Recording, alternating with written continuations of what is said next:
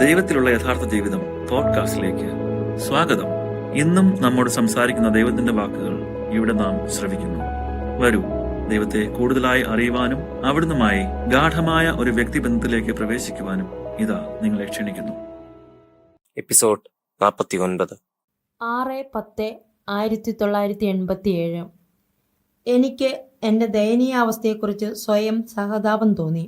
എൻ്റെ അജ്ഞത കൊണ്ട് ഞാൻ ദൈവത്തെ പ്രീതിപ്പെടുത്തുന്നില്ല. അവിടുത്തെ മനസ്സിലാക്കുവാനും ഞാൻ മന്ദഗതിക്കേറിയാണ്. എന്നെപ്പറ്റി എനിക്ക് സന്തോഷമില്ല. അവിടുത്തെ സൃഷ്ടികളിൽ ഏറ്റവും നികൃഷ്ടയാണ് ഞാൻ എന്ന് പറഞ്ഞാൽ അത് വാസ്തവമായിരിക്കും. സന്ദേശങ്ങൾ എങ്ങനെയാണ് ലഭിക്കുവാൻ തുടങ്ങിയത് എന്നതിനെക്കുറിച്ച് സംസാരിക്കുവാൻ ഞാൻ തീരെ ഇഷ്ടപ്പെടുന്നില്ല. കാരണം എന്നെപ്പറ്റി തന്നെയായിരിക്കും ഞാൻ സംസാരിക്കേണ്ടത്. അത് മോശമാണ്, വളരെ മോശമാണ്. എങ്കിലും എൻ്റെ കൂട്ടുകാരും മറ്റാളുകളും അതെങ്ങനെയാണ് തുടങ്ങിയത് എന്നറിയുവാൻ ജിജ്ഞാസുക്കളായിരുന്നു. അതുകൊണ്ട് അത് വിവരിച്ചു പറയുവാൻ ഞാൻ നിർബന്ധിതയായി. ഓരോ പ്രാവശ്യവും ഞാൻ അത് വിവരിക്കുമ്പോൾ പലപ്പോഴും എന്നെക്കുറിച്ച് തന്നെ ചിലത് പറയേണ്ടി വരാറുണ്ട്. അപ്പോഴൊക്കെയും എനിക്ക് സ്വയം വെറുപ്പ് തോന്നിയിരുന്നു. പിന്നീട് ഇതെങ്ങനെയാണ് തുടങ്ങിയതെന്ന് പറയേണ്ടെന്ന് ഞാൻ നിശ്ചയിച്ചു. അങ്ങനെയായാൽ എനിക്ക് എന്നെപ്പറ്റി ഏറെ പറയാതെ കഴിയാമെന്ന് ഞാൻ ആശ്വസിച്ചു.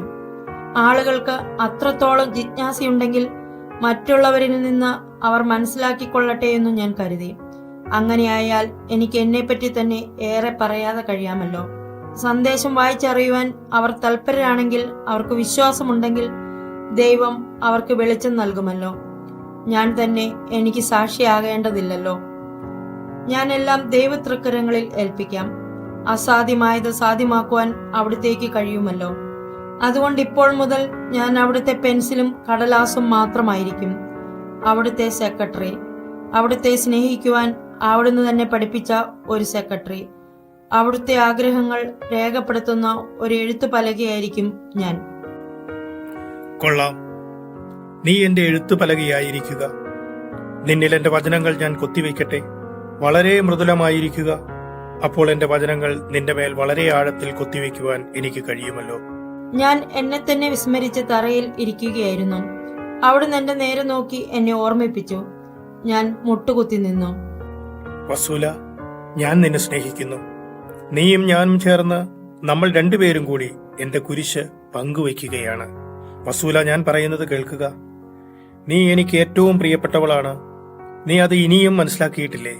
നിന്റെ ദൈവമായ ഞാൻ നിന്നെ എത്രമാത്രം സ്നേഹിക്കുന്നു എന്ന് അനുഭവിച്ചറിയുക. കുഞ്ഞെ, നീ എനിക്ക് ഏറ്റവും പ്രിയപ്പെട്ട വധുവാണ്. യേശു എന്നെ ആവരണം ചെയ്യുന്നതായി എനിക്ക് തോന്നി. വസൂല, എന്റെ നിലവിളി സ്വർഗം മുഴുവനിലും പ്രതിധ്വനിക്കുന്നു. എന്റെ അഭിലാഷം അചഞ്ചലമാണ്. അത് നിന്റെ കാതുകളിൽ എത്തിയിരിക്കണം. നീ വിട്ടുവീഴ്ച ചെയ്യുന്ന തരത്തിലുള്ള വഴങ്ങുന്നവളാകണമെന്ന് ഞാൻ ആഗ്രഹിക്കുന്നു. നീ വഴങ്ങുവാൻ തയ്യാറില്ലെങ്കിൽ എങ്ങനെ ഐക്യപ്പെടുവാൻ സാധിക്കും? എന്റെ സഭകളെ ഐക്യപ്പെടുത്തുവാൻ ഞാൻ ആഗ്രഹിക്കുന്നു. നീ എന്നെ അനുഭവിച്ചറിയുകയും എന്റെ സ്വരം ശ്രദ്ധിക്കുകയും ചെയ്യുമോ? എന്റെ ദൈവമേ, എന്തുകൊണ്ടാണ് സഭയുടെ തലവന്മാർ അങ്ങയുടെ സന്ദേശം അറിയുവാൻ ഇടവരുത്താത്തത്? മകളെ, അവർ അറിയുവാൻ ഞാൻ ഇടവരുത്തും. എന്റെ സഭയെ അലങ്കരിക്കുക, എന്നെ സ്നേഹിക്കുക.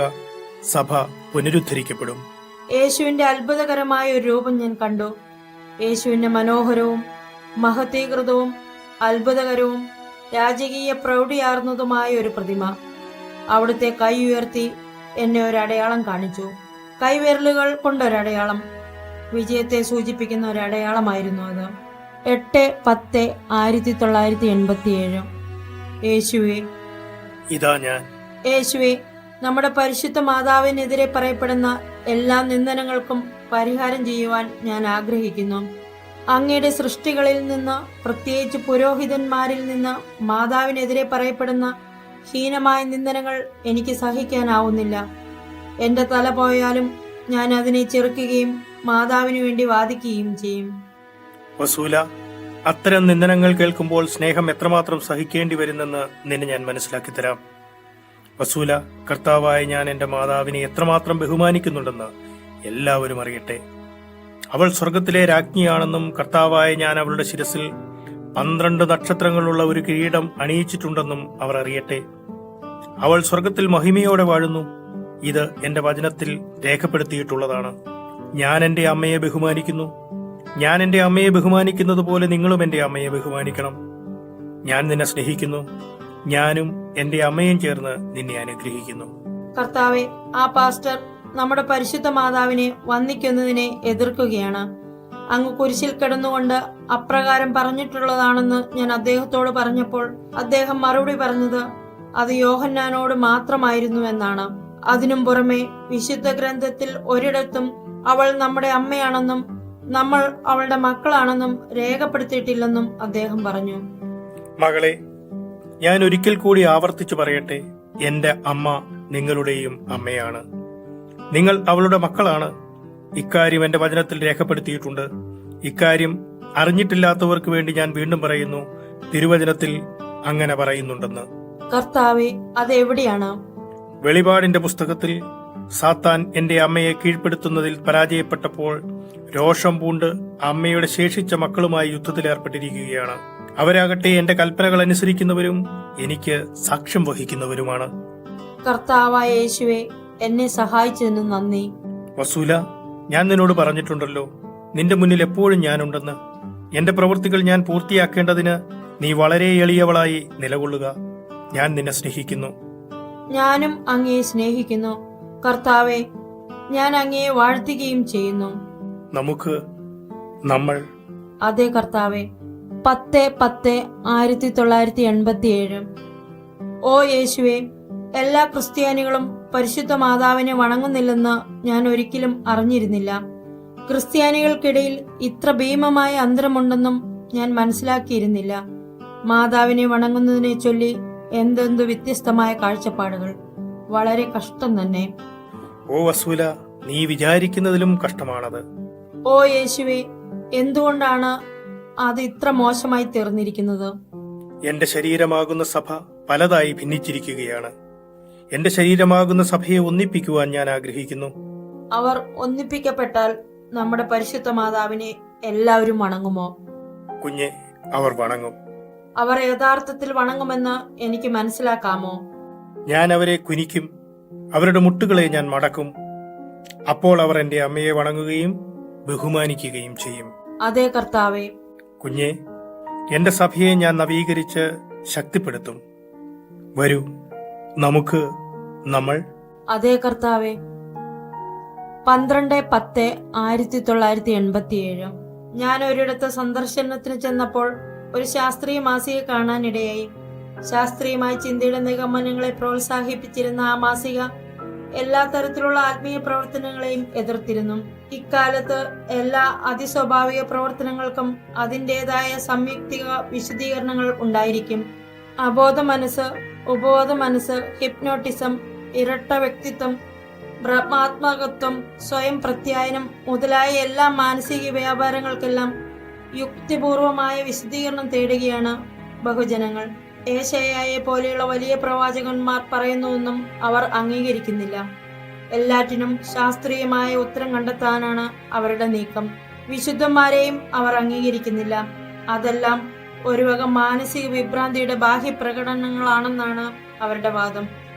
എന്റെ അഭിപ്രായത്തിൽ അവർ ദൈവത്തെയും വെല്ലുവിളിക്കുകയാണ്. ദൈവം സർവശക്തനല്ലെന്ന് തെളിയിക്കാനാണ് അവരുടെ ശ്രമം. ദൈവമേ, എന്താണ് ഇങ്ങനെയൊക്കെ?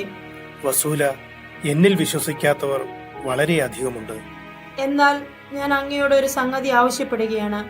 അങ്ങയെ തുടച്ചു നീക്കുവാൻ നോക്കുന്ന ഈ അബദ്ധ സിദ്ധാന്തങ്ങളെയും പഠിപ്പിക്കലുകളെയും അങ്ങയ്ക്ക് നിശേഷം നശിപ്പിച്ചുകൂടെ? അവർ അങ്ങയുടെ ശത്രുക്കളാണല്ലോ. അവരുടെ എണ്ണം വർദ്ധിപ്പിക്കുന്നത് എന്തിന്? അവയെ നശിപ്പിക്കുക. അല്ലാത്ത പക്ഷം നമ്മുടെ വിശ്വാസത്തെ അവ നശിപ്പിക്കും. അതുകൊണ്ട് ദയവായി അവയെ നശിപ്പിക്കണം. ഞാനത് ചെയ്യുന്നതാണ്. വിഷമിക്കരുത്, ഒരിക്കലും സംശയിക്കരുത്, വിശ്വസിക്കുക. പ്രിയപ്പെട്ടവളെ, സന്ദേശം എഴുതിയെടുക്കുന്നതിൽ മടുപ്പ് തോന്നരുത്. ഇതിനായിട്ടാണ് ഞാൻ വന്നിരിക്കുന്നത്. നീ നഷ്ടപ്പെടുവാൻ പാടില്ല. എനിക്കത് കാണാനേയാവില്ല. നീ ഇക്കാര്യം മനസ്സിലാക്കുന്നുണ്ടോ? കുഞ്ഞെ, നീ വീണുപോകുന്നത് കാണാനും എനിക്കാവില്ല. മറ്റുള്ളവരുടെ കാര്യമോ? അവരാരും വീണുപോകുന്നത് കാണുവാൻ ഞാൻ ആഗ്രഹിക്കുന്നില്ല. അങ്ങ് എന്നെ പിന്തുണയ്ക്കുന്നത് പോലെ അങ്ങ് അവരെയും പിന്തുണയ്ക്കണമേ. റസൂല, നിങ്ങളെല്ലാവരെയും ഞാൻ സഹായിക്കും. ദൈവം സംപ്രീതനായി കാണപ്പെട്ടു. ദൈവമേ, ഞാൻ ഇങ്ങനെ ഓരോ കാര്യങ്ങൾ ആവശ്യപ്പെടുന്നതിൽ എന്നോട് ക്ഷമിക്കണമേ. എന്റെ ആവേശം കൊണ്ട് പറഞ്ഞു പോകുന്നതാണ്. എന്തായാലും അനീതി സഹിക്കുവാൻ എനിക്ക് സാധ്യമല്ല. ഇത്രത്തോളം പറയുന്നതിൽ എന്നോട് ക്ഷമിക്കണമേ. കുഞ്ഞെ, ഞാൻ ക്ഷമിക്കുന്നു. നീ പറഞ്ഞോളൂ. പറയുവാൻ മറ്റു പലതും എന്റെ മനസ്സിലുണ്ടായിരുന്നു. ഇപ്പോൾ പറയുന്നത് ശരിയാണെന്ന് തോന്നുന്നതുകൊണ്ട് ഞാൻ പറയട്ടെ. ഈ മനുഷ്യർ തങ്ങളുടെ അന്ത്യശ്വാസം വരെ ഇതൊന്നും വിശ്വസിക്കുകയില്ല. എന്ത് അസാധാരണ സംഭവം കണ്ടാലും അത് വിശദീകരിക്കാനാവാത്തത് എന്നല്ലാതെ അതൊന്നും ദൈവത്തിൽ നിന്ന് വരുന്നതാണെന്ന് അവർ സമ്മതിക്കുകയില്ല. ഞാൻ അവരെ ബോധ്യപ്പെടുത്തും. എന്റെ ശക്തി അവരുടെ കഴിവിനും അതീതമാണ്. ഞാൻ സർവശക്തനാണെന്ന് നിങ്ങളെല്ലാവരെയും ഞാൻ ബോധ്യപ്പെടുത്തും. നിങ്ങൾ എവിടെയായിരുന്നാലും എന്റെ സർവശക്തിത്വം നിങ്ങൾ കാണും. ഒരു കണ്ണിനും അത് നിഷേധിക്കുവാൻ കഴിയില്ല. ഈ അടയാളം എന്നിൽ നിന്ന് വരുന്നതല്ല എന്ന് ഒരു മനുഷ്യനും പറയുകയില്ല. പ്രിയപ്പെട്ടവളെ, അവരുടെ സിദ്ധാന്തങ്ങൾ അപ്പോൾ അവർക്ക് എങ്ങനെയാകും കാണപ്പെടുക? അവരുടെ ശാസ്ത്രകാരന്മാർക്ക് എന്തായിരിക്കും തോന്നുക? അവരുടെ വിജ്ഞാനത്തിനൊക്കെയും എന്താണ് സംഭവിക്കുക? അവരുടെ വിജ്ഞാനം എന്റെ ജ്ഞാനത്തിന്റെ മുഖത്ത് എങ്ങനെ പ്രത്യക്ഷപ്പെടുമെന്ന് ഞാൻ അവർക്ക് കാണിച്ചു കൊടുക്കും. അവർ വിജ്ഞാനമെന്ന് വിശ്വസിച്ചിരിക്കുന്നതിനെ ഈ ലോകത്തു നിന്ന് ഞാൻ തുടച്ചു മാറ്റും. ഇതാണ് എന്റെ വചനങ്ങൾ നിന്റെ മേൽ മുദ്രണം ചെയ്യുന്നതിന് ഞാൻ നിന്നെ ഉപയോഗപ്പെടുത്തുന്നതിന്റെ ഒരു കാരണം. എന്റെ പദ്ധതികൾ മുൻകൂട്ടി പറയുവാനും അത് നടപ്പാക്കുവാനും നിനക്ക് കഴിയേണ്ടതിനാണിത്. കർത്താവായ ഞാൻ ആയിരിക്കുന്നവനും ആയിരുന്നവനും എപ്പോഴും ആയിരിക്കുകയും ചെയ്യുന്നവനാണ്. അതുകൊണ്ട് എന്റെ അസ്തിത്വത്തെ നിങ്ങൾ ഒരിക്കലും നിഷേധിക്കരുത്. ഞാൻ ആകുന്നു. പ്രിയപ്പെട്ട ദൈവമേ, ഞാൻ അങ്ങയെ ആരാധിക്കുന്നു. ഈ പദ്ധതി ഇന്നത്തേക്കും ഭാവിയിലേക്കും ഉള്ളതായിരിക്കട്ടെ എന്ന് ഞാൻ ആഗ്രഹിക്കുന്നു. വസൂല, ഞാൻ ആരംഭിച്ച എല്ലാ പദ്ധതികളും പൂർത്തിയാക്കിയിട്ടുള്ളതുപോലെ എന്റെ ഈ പദ്ധതിയും ഞാൻ പൂർത്തിയാക്കും. കുഞ്ഞെ, നമുക്ക് പ്രാർത്ഥിക്കാം. സ്നേഹപിതാവേ, ഞാൻ അങ്ങയെ സ്നേഹിക്കുന്നു, അങ്ങയെ വാഴ്ത്തുന്നു. അങ്ങയുടെ കരുണയെ പ്രതി ഞാൻ അങ്ങേക്ക് നന്ദി പറയുന്നു. എന്നെ പൂർണ്ണമായി ഉപയോഗപ്പെടുത്തക്കവണ്ണം എന്നെ അങ്ങേക്ക് യോഗ്യയാക്കി മാറ്റണമേ. അങ്ങയുടെ ഇഷ്ടമനുസരിച്ച് എന്നെ ഉപയോഗപ്പെടുത്തിയാലും ഞാൻ അങ്ങയെ സ്നേഹിക്കുന്നു. ആമേൻ. പ്രിയപ്പെട്ടവളെ, ഞാൻ നിന്നെ അനുഗ്രഹിക്കുന്നു. എന്നെ നോക്കുക. ഞാൻ നോക്കി. അങ്ങ് പുഞ്ചിരിക്കുകയാണല്ലോ. തുടർന്ന് എഴുതുക. തുടർന്നെഴുതുവാൻ ഞാൻ അല്പം സംശയിച്ചിരുന്നു. അങ്ങ് പുഞ്ചിരിക്കുമ്പോൾ അങ്ങയുടെ മുഖത്തെ നുണക്കുഴികൾ ഞാൻ കാണുന്നു. ഞാൻ നിന്നെ സ്നേഹിക്കുന്നു. കർത്താവെ, ഞാനും അങ്ങയെ സ്നേഹിക്കുന്നു. 13/10/1987 എന്റെ ബെഡ്റൂമിന്റെ വാതിലിന് സമീപം യേശു നിൽക്കുന്നതായി ഞാൻ കണ്ടു. ഞാൻ സന്ദേശം എഴുതിയെടുക്കണമെന്നുള്ള സൂചന യേശു എനിക്ക് നൽകി. ഞാൻ വാതിൽക്കലുണ്ടായിരുന്നു. വരൂ, നീ എന്നോടൊപ്പം പ്രവർത്തിക്കും. ഞാൻ കൃത്യമായി കാര്യങ്ങൾ വിവേചിച്ചറിയുന്നുണ്ടെന്ന് യേശു ചിലപ്പോഴൊക്കെ ഉറപ്പുവരുത്താറുണ്ട്. തങ്ങളെ തന്നെ ബുദ്ധിമാന്മാർ എന്ന് സ്വയം വിളിക്കുന്നവർ എന്റെ പ്രവൃത്തികളിൽ വിശ്വസിക്കുകയും അങ്ങനെ എന്നെ അനുഗമിക്കുകയും ചെയ്യേണ്ടതിന് എന്താണ് സംഭവിക്കാനിരിക്കുന്നതെന്ന് ഞാൻ മുൻകൂട്ടി പറയാം. മകളെ, ഞാൻ അനേകരെ സൗഖ്യമാക്കും. എന്റെ വചനം പൂർത്തീകരിച്ചുകൊണ്ട് സ്നേഹം നിങ്ങളിലേക്ക് സ്നേഹമായിട്ട് തന്നെ മടങ്ങി വരും. വസൂല, കുറഞ്ഞ കാലത്തിനുള്ളിൽ ഈ സന്ദേശങ്ങൾ എന്നിൽ നിന്ന് വരുന്നതാണെന്ന് ഞാൻ തെളിയിച്ചു തരും. പ്രിയപ്പെട്ടവളെ, ഞാനാണ് കർത്താവ്. എന്റെ അടുക്കിലേക്ക് നിങ്ങൾ വരും. എന്നെ ശ്രവിക്കുക. കുറച്ച് ദിവസങ്ങൾക്ക് മുമ്പ് ഞാൻ നിന്നോട് പറഞ്ഞ കാര്യം നിന്നെ ഓർമ്മിപ്പിക്കുവാൻ ഞാൻ ആഗ്രഹിക്കുന്നു. കർത്താവായ ഞാൻ ഗരബന്താളിലെ എന്റെ മക്കളെ അനുഗ്രഹിക്കുന്നു എന്ന എന്റെ വാക്കുകൾ പ്രചരിപ്പിക്കുക. അക്കാര്യം എല്ലാവരും അറിയട്ടെ. എല്ലാവരും എന്നെ ശ്രവിക്കണമെന്ന് ഞാൻ ആഗ്രഹിക്കുന്നു. ഇതിനുവേണ്ടി ഞാൻ എത്രമാത്രം തീക്ഷ്ണമായി ആഗ്രഹിക്കുന്നു. കർത്താവായ യേശുവേ, എന്റെ കഴിവിനനുസരിച്ച് അങ്ങ് എനിക്ക് നൽകിയിട്ടുള്ള മാർഗങ്ങൾ ഉപയോഗിച്ചുകൊണ്ട് ഞാൻ പരിശ്രമിക്കാം. ഞാൻ അശക്തിയും അങ്ങ് സർവശക്തനുമാണല്ലോ. യേശുവേ, അങ്ങ് എന്നെ സഹായിക്കുമോ? ഞാൻ നിന്നെ സഹായിക്കും. ഞാൻ എപ്രകാരമാണ് പ്രവർത്തിക്കുന്നതെന്ന് ഓർക്കുക. വസൂല, ചുരുങ്ങിയ കാലത്തിനുള്ളിൽ ഉന്നതത്തിൽ നിന്നുള്ള ഒരു അടയാളം ഞാൻ നിങ്ങൾക്കെല്ലാവർക്കുമായി നൽകും. ഇത് എന്നിൽ നിന്നുള്ള അടയാളമാണെന്ന് നിങ്ങൾ ഗ്രഹിക്കും. ഞാൻ നിങ്ങളിൽ പ്രകാശിക്കും. ഞാൻ നിങ്ങൾ എല്ലാവരെയും സ്നേഹിക്കുന്നു. ഞാൻ എത്രമാത്രം നിങ്ങൾ എല്ലാവരെയും സ്നേഹിക്കുന്നു. നിങ്ങൾക്ക് ഗ്രഹിക്കുവാൻ കഴിയുന്നതിലധികമായി ഞാൻ നിങ്ങളെ സ്നേഹിക്കുന്നു. ഞാനാണ് നിങ്ങളുടെ സൃഷ്ടാവ്. നിങ്ങളുടെ രൂപം എന്റെ ഉള്ളം കൈയിൽ കൊത്തിവെച്ചിട്ടുണ്ടെന്ന് ഞാൻ നിങ്ങളോട് പറഞ്ഞിട്ടില്ലേ? എനിക്കെപ്പോഴെങ്കിലും നിങ്ങളെ പരിത്യജിക്കുവാൻ കഴിയുമോ? അങ്ങ് എനിക്ക് നൽകിയ ഒരു ദർശനത്തെക്കുറിച്ച് ഞാൻ ചിന്തിക്കുകയാണ്. ഞാൻ ഭയപ്പെടുന്ന ഒരു ശിക്ഷ. അക്കാര്യം നീ ഓർത്തിരിക്കേണ്ടതിന് ആ ദർശനം വീണ്ടും ഞാൻ നിനക്ക് നൽകും. കർത്താവെ, ആ ശിക്ഷ ഒഴിവാക്കുവാൻ ഞങ്ങളെ സഹായിക്കണമേ. അത് ഞങ്ങൾക്ക് സംഭവിക്കുന്നത് അങ്ങേക്ക് ഇഷ്ടമില്ലെന്ന് എനിക്കറിയാം. അതിൽ അങ്ങ് സന്തോഷിക്കുന്നുമില്ല. എന്തു ചെയ്യണമെന്ന് എന്നോട് പറയണമേ. വസൂല, അത് സത്യമാണ്. നിങ്ങളെ ശിക്ഷിക്കുന്നതിൽ ഞാൻ സന്തോഷിക്കുന്നില്ല. എന്റെ സൃഷ്ടികൾ സ്നേഹത്തിലേക്ക് മടങ്ങി വരണമെന്ന് ഞാൻ ആഗ്രഹിക്കുന്നു. വലിയ പ്രായശ്ചിത്ത പ്രവൃത്തികൾ ചെയ്യേണ്ടതുണ്ട്. മറ്റുള്ളവർക്ക് വേണ്ടി പരിഹാരം ചെയ്യുവാൻ കഴിയുന്നവർ പരിഹാര പ്രവൃത്തികൾ ചെയ്യട്ടെ. എന്റെ സൃഷ്ടികൾ മാനസാന്തരപ്പെടണം. എന്റെ മകളെ, എന്റെ സൃഷ്ടികൾ എന്റെ ആത്മീയ പ്രവൃത്തികൾ ഗ്രഹിച്ച് അവയിൽ വിശ്വസിക്കണം. എന്റെ സൃഷ്ടികൾ എന്നെ സർവശക്തനായ ദൈവമായി അംഗീകരിക്കണം. ഇക്കാലത്തെ എന്റെ പ്രവൃത്തികളെ നിഷേധിക്കുന്നത് എത്രമാത്രം തെറ്റാണെന്ന് എന്റെ പുരോഹിതന്മാർ ഗ്രഹിക്കണം. എന്നിരുന്നാലും അങ്ങയെയും അങ്ങയുടെ പ്രവൃത്തികളെയും അംഗീകരിക്കുന്ന അനേകരുണ്ട്. എന്നെ അംഗീകരിക്കാത്തവരുമുണ്ട്. അവരോടാണ് ഞാൻ പറയുന്നത്. എന്റെ ശരീരമായ സഭയിൽ ഭിന്നത ഉണ്ടാക്കിയവരെ കുറിച്ചാണ് ഞാൻ പറയുന്നത്. മകളെ, എന്നെ വിശ്വസിക്കുക. എന്റെ ശരീരമായ സഭയിൽ ഭിന്നത സൃഷ്ടിച്ച് പല വിഭാഗങ്ങളാക്കി മാറ്റിയവരെ സംബന്ധിച്ച് എന്റെ നീതിയുടെ പാനപാത്രം നിറഞ്ഞിരിക്കുന്നു. ഇനി ഞാൻ അവരെ വെറുതെ വിടുകയില്ല. വസൂല, കുറച്ചുകാലം കൂടി പശ്ചാത്താപത്തിലേക്കുള്ള ആഹ്വാനത്തിലൂടെ നിങ്ങളെ ഉഴുതുമറിക്കുവാൻ എന്നെ അനുവദിക്കുക. താമസിയാതെ ഞാൻ എന്റെ വിളവ് ശേഖരിക്കുന്നതായിരിക്കും. പ്രിയപ്പെട്ടവളെ, വരൂ. കർത്താവെ, അങ്ങയുടെ ഹിതം പൂർണ്ണമായി സംഭവിക്കട്ടെ. 15-10-1987. ഞാൻ വേദനിച്ചതുപോലെ ഞാൻ നിന്നെയും വേദനിപ്പിക്കും. ഞാൻ നിന്നെ എളിമപ്പെടുത്തും. വസൂല, ഞാൻ നിന്നെ സ്നേഹിക്കുന്നു. എന്റെ സ്നേഹം നിമിത്തമാണ് ഞാൻ നിന്നെ കാത്തു സൂക്ഷിക്കുന്നത്. നിനക്ക് ഏറ്റവും നല്ലത് ഏതെന്ന് എനിക്കറിയാവുന്നതുകൊണ്ടാണ് ഞാൻ നിനക്ക് നിർദ്ദേശങ്ങൾ നൽകുന്നത്. നിന്റെ ദുരഭിമാന പ്രവണതകളെല്ലാം കഴുകിക്കളയേണ്ടതിന് ഞാൻ നിനക്ക് പശ്ചാത്താപം നൽകും. നിനക്ക് യാതൊരു കുറവും വരില്ലെന്ന് കർത്താവായി ഞാൻ ഉറപ്പുവരുത്തും. ഞാൻ നിന്നെ എപ്പോഴും കാത്തു സംരക്ഷിക്കും.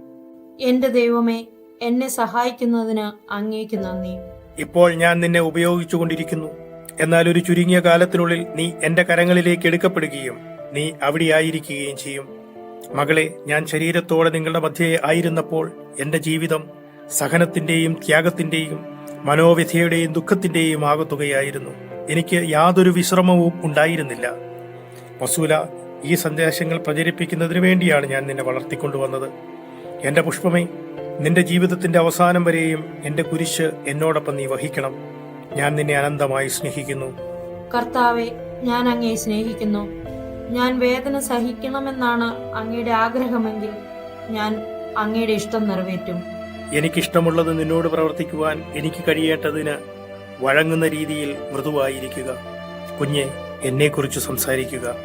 യേശു ഇവിടെ ഉദ്ദേശിക്കുന്നത് റോഡോസ് ദ്വീപിലുള്ള ഗ്രീക്കുകാരോട് യേശുവിനെ കുറിച്ച് സംസാരിക്കുവാനാണ്. ഗ്രീക്കുകാർ ശ്രദ്ധിക്കുവാൻ തൽപരരും ഗ്രഹിക്കുവാൻ സന്മനസ്സുള്ളവരുമാണ്. നിങ്ങൾ കേട്ടത് ദൈവത്തിലുള്ള യഥാർത്ഥ ജീവിതം പോഡ്കാസ്റ്റ്. അടുത്ത എപ്പിസോഡിൽ വീണ്ടും കണ്ടുമുട്ടുമ്പോഴേക്കും അവിടുത്തെ കരുണാദ്ര സ്നേഹത്തിൽ ഒരു പടി കൂടെ ആഴപ്പെടാൻ ഇടവരട്ടെ.